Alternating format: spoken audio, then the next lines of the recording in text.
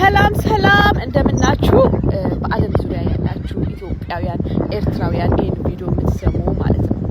እና ዛሬም እንግዲህ የዚህ ቪዲዮ አላማ እስራኤል ናት።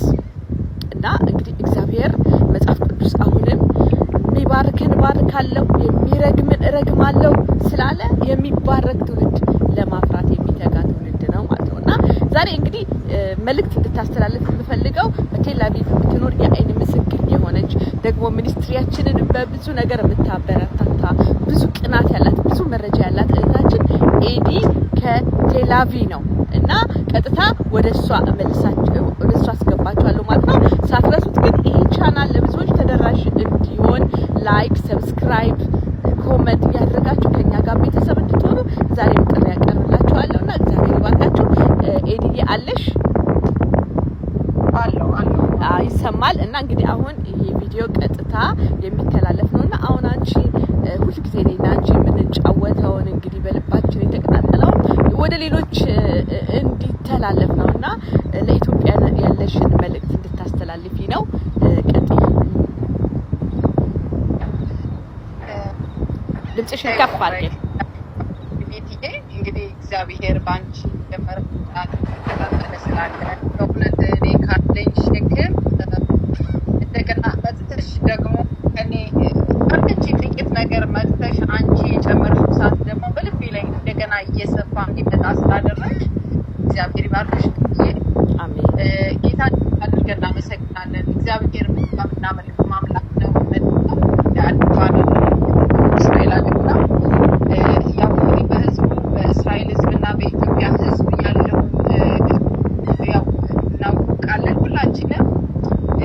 እግዚአብሔር አንድ ነገር ማድረግ የሚፈልግ ይመስለኛል በህዲቢቲ እሱ ምንድነው እርቅ የሚባል ነገር እግዚአብሔር ይሰራው ያለ በቃ እግዚአብሔር በአንቺ የሚሰራውን ነገር እያየሁ ነውና እግዚአብሔር እጅግ አድርገን እናመሰግናለን። ምንድነው አሁን እግዚአብሔር እንግዲህ ያው የእግዚአብሔር ቃል አብርሃም ያለው ቃል ምንድነው መጀመሪያ አብርሃምን ከአገሩ ሲጠራ በቃ ህዝብን የባረከ ባርካለሁ ያለው በቃ የባረከ ዘርን የባረከ ባርካለሁ ምን ማለት ነው? በቃ እግዚአብሔር ለቃሉ የታመነ አምላክ ባርካለሁ ካለ ባርካለሁ በቃ እስራኤልን ህዝብ ባርካለሁ ያለው እግዚአብሔር እኛ ተነስተን የምናመጣው የምንጨምርላቸው እኛ ስንባርካቸው የሚጨምርላቸው ሳይሆን እግዚአብሔር ራሱ ባርኳቸዋል፣ ይባርካቸዋል፣ ደግሞ ባርኳቸዋል። ግን አሁን እኛ ኢትዮጵያ ያው ያደግነው ኢትዮጵያ ነው፣ የተወለድነው ኢትዮጵያ ነው፣ ያለውን ነገር እናውቃለንና አብዛኛውን ጊዜ አሁን እዚህ ሀገር መጥቼ ያየሁት ነገር ኢትዮጵያ በተለይ ያለው ህዝብ የእስራኤልን ውድነት አያውቅም፣ መንፈሳዊ ልጅነታቸውን አያውቅም ሰውና እግዚአብሔር በእኛና በህዝቡ መካከል ሊያደርጉ የፈለገው እርቅ አለ። እሱ ምንድነው? አንደኛ ነገር አሁን ስለ እስራኤል ማወቅ የእግዚአብሔርን ቃል ስለ እስራኤል ማወቅ አለብን።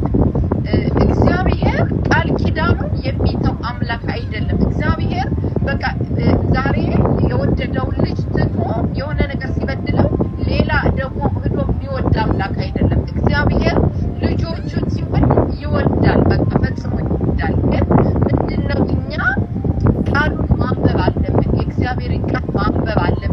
የእርቅ ነገር ሊገባን ይገባል። እና ደግሞ እግዚአብሔር የባረከን እባርካለሁ ካለ ሊባርከን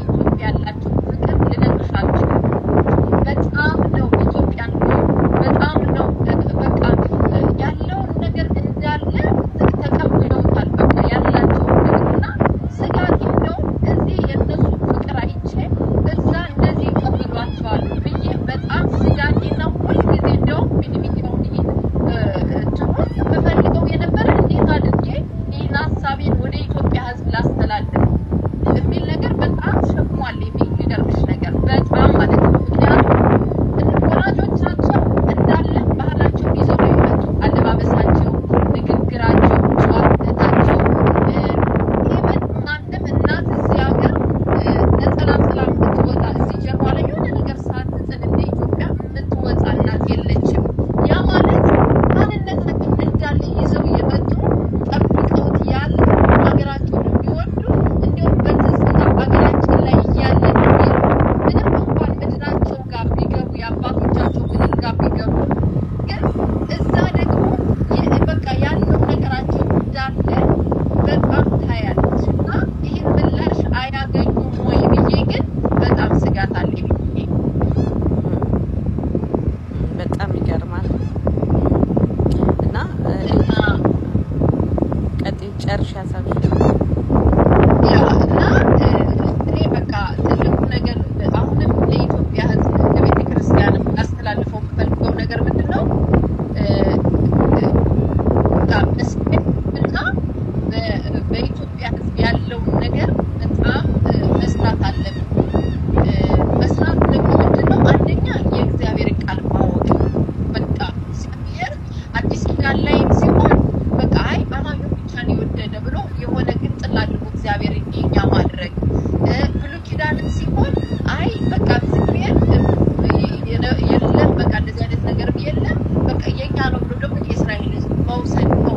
ይሄን አንድ አድርጎ ግን እግዚአብሔር በመካከላችን እንደ ቃሉ እግዚአብሔር ቃሉን አንብበን የእስራኤልን መባረክ በተለይ ህዝቡን በመባረክ ህዝቡን ያጠፋነውም ነገር ካለ ደግሞ ይቅርታ በመጠየቅ ደግሞ ሲመጡ በጥሩ አቀባበል በእውነት በጥሩ በተሰበረ ልብ አቀባበል ከሪፖርት ጀምሮ ልባቸው በእውነት ተከፍቶ ሌላ ነገር ይደረግላቸው አይደለም። ጌታ ይባረክ ማለት ባርኳቸዋል እግዚአብሔር በምንም ነገር ግን በተለይ በቃ እይታ ያለውን አቀባበል ንቀት የሌለው ነውር የሌለው አቀባበል ቢደረግላቸው እግዚአብሔር ደግሞ ይሄ ያየዋል ብዬ አስባለሁ። አሜን አሜን አሜን አሜን። እኔ በጣም ነው አመሰግነው። እንግዲህ በጣም ትልቅ ነገር ነው ያልሽው። እግዚአብሔር እናመሰግናለን። እንግዲህ ወደፊት ደግሞ የጀርመንን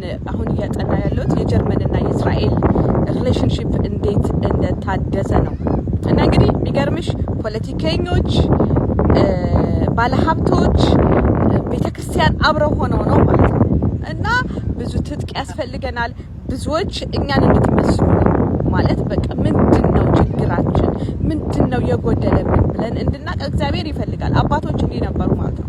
እስራኤልን ጉዳይ መርምረው እነ ነህምያ አይደለ እንዴ በቃ አባቶቻችን በደል ሰርተዋል ብለው እግዚአብሔር ፊት እንደቆሙት ማለት ነው። ስለዚህ ኤዲዬ በጣም እናመሰግንሻለን። እንግዲህ ሌሎቻችሁ አንድ የምጨምርልሽ ነገር አሁን ስለ ጀርመን ስታነሺ የዮም ኪፑር የሚባል የአስተሮዌ ወይ ደግሞ የማስተሬይ ቀን አለ እና እሱ ቀን ምንድነው? ያው የአስቴር ጾም ነው።